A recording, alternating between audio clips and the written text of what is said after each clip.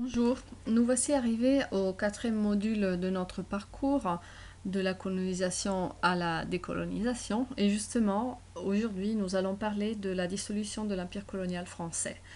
Cette dissolution s'est développée pendant presque un siècle et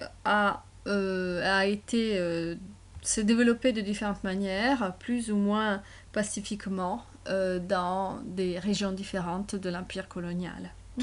Donc c'est un processus long qui concerne d'un côté parfois la libération et en tout cas l'émancipation des populations autochtones par rapport aux empires coloniaux. Les pays colonisés d'habitude sont indépendants.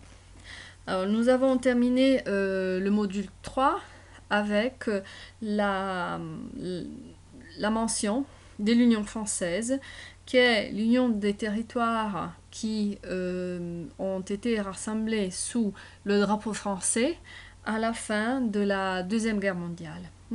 Donc, c'est à ce moment-là que petit à petit, l'empire colonial français commence à se dissoudre, mais c'est un processus qui arrivera donc de 1945 à 1962 avec les accords d'Évian et la libération ou bien l'indépendance de l'Algérie. Donc en 1946, après la guerre, donc, s'établit en France la 4e République avec une constitution. Et c'est à ce moment-là qu'est créée l'Union française. Les colonies acquièrent un nouveau statut parce que ce ne sont plus des colonies, mais ce sont des départements et des territoires d'outre-mer. Les DOM, départements d'outre-mer, et les TOM, territoires d'outre-mer. Le gouvernement, donc les pays de l'Union de la République française les droits sont partagés et le gouvernement est central et chaque région élit ses députés et les envoie au Parlement à Paris. Donc la République et la démocratie se répandent partout. Mais évidemment, ce statut ne correspond pas aux attentes et au vouloir des populations qui vivent dans des pays africains, en Indochine, etc. Et donc, petit à petit, il y aura dans tous ces territoires des mouvements de libération, des mouvements visant à la recherche de l'autonomie. Le premier pays qui est libéré, c'est l'Indochine. Et avec les accords de Genève de 1954, à la fin d'une guerre qui a été quand même assez cruelle, la France décide de laisser la liberté, disons, et de laisser l'autonomie à cette région. Donc il y a la création à ce moment-là du Cambodge, du Laos et du Vietnam, là où avant il y avait, comme vous voyez sur la carte, les 5 régions de l'Indochine française, le Tonkin, le Laos, l'Annam, Cambodge et Cochinchine.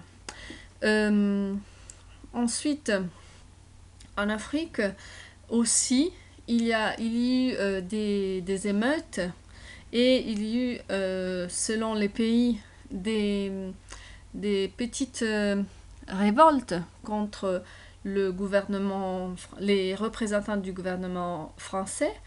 Et en 1958, on aboutit à la dissolution de la fédération donc de l'Afrique équatoriale française et de l'Afrique occidentale française. Cette dissolution se produit de manière assez tranquille et c'est un référendum qui sanctionne l'autonomie des différentes républiques. Et en 1959, les nouvelles républiques forment cette nouvelle association qui s'appelle Union des républiques de l'Afrique centrale, et en 1960, elles deviennent toutes indépendantes.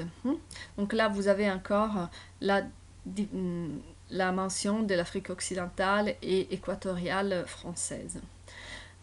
Ensuite, au Maghreb, il y a eu des situations différentes, parce que d'un côté, les indépendances du Maroc et de la Tunisie ont été assez, disons, tranquilles, parce que déjà en 1956, la France avait accordé l'autonomie au Maroc et à la Tunisie. Bon, là aussi, évidemment, il y avait eu des manifestations indépendantistes. Il y avait eu des manifestations, des insurrections, mais c'était des situations assez restreintes. Ce n'était pas une véritable guerre de libération, c'était des émeutes. Mais là, comme vous le lisez sur les diapositives, la page noire de la décolonisation française était la guerre d'Algérie.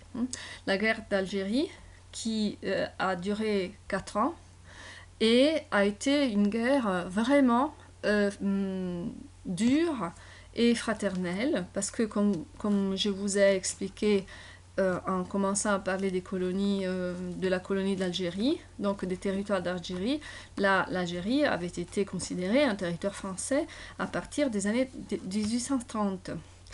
Et donc, l'Algérie était peuplée de Français.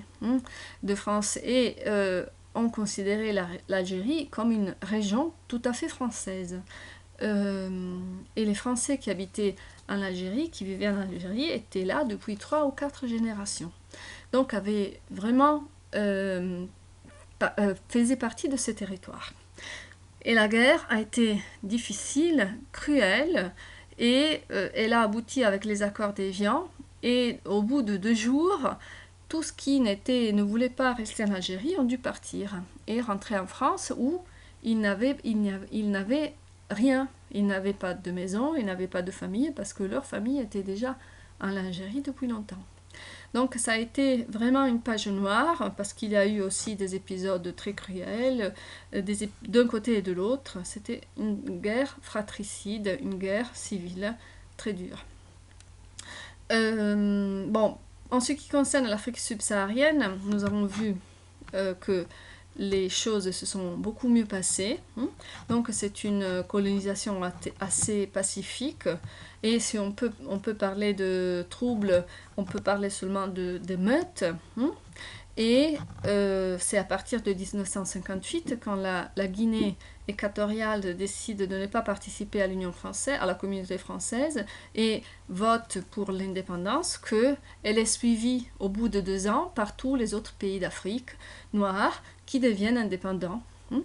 Malgré tout ça, tous ces pays maintiendront toujours des liens très étroits avec la France, des liens très étroits concernant le système économique, le système scolaire, par exemple, le système culturel, et aussi sur le plan militaire. Donc la dépendance depuis la France a été maintenue longtemps, et encore aujourd'hui, l'influence de la France est très forte dans ces pays, et où on parle la langue française. Outre aux pays qui sont devenus indépendants, il y en a un certain nombre qui, au contraire, sont restés français. Vous les avez là dans ce plan, dans cette map monde, et ce sont des pays qui sont devenus petit à petit des régions ou des communautés territoriales françaises. Donc les DOM, départements d'outre-mer, ou départements, régions d'outre-mer, les DROM, sont des parties du territoire français à outre-mer. Et depuis 2014, ces régions sont considérées à tous les effets des parties de l'Union européenne. Donc ce sont des régions ultra-périphériques de l'Union européenne et il arrive d'aller en Martinique et de voir des infrastructures, par exemple des routes ou des ponts qui ont été construits avec le soutien de l'Union européenne parce qu'on est en Europe, voilà, là-bas. Et les voilà, et le dernier jalon, c'est les collectivités d'outre-mer, c'est-à-dire des autres territoires qui sont restés français, qui ont un statut particulier, qui sont moins rattachés, ont une indépendance plus forte par rapport à la France métropolitaine. Ce sont les collectivités de la Polynésie française, Saint-Barthélemy, Saint-Martin, Saint-Pierre-et-Miquelon et Wallis-et-Futuna. Et on a enfin la Nouvelle-Calédonie qui a un statut encore particulier, donc c'est des territoires qui dépendent de la France mais qui sont très autonomes. Et la Nouvelle-Calédonie va voter pour un référendum l'année prochaine, en 2016, pour décider de rester rattachée à la France ou de devenir indépendante. Voilà. Nous avons terminé notre parcours sur le territoire français et j'espère que vous avez compris quelles sont les liaisons de la France avec ces territoires et quel est le parcours historique qui amène la France au territoire d'aujourd'hui.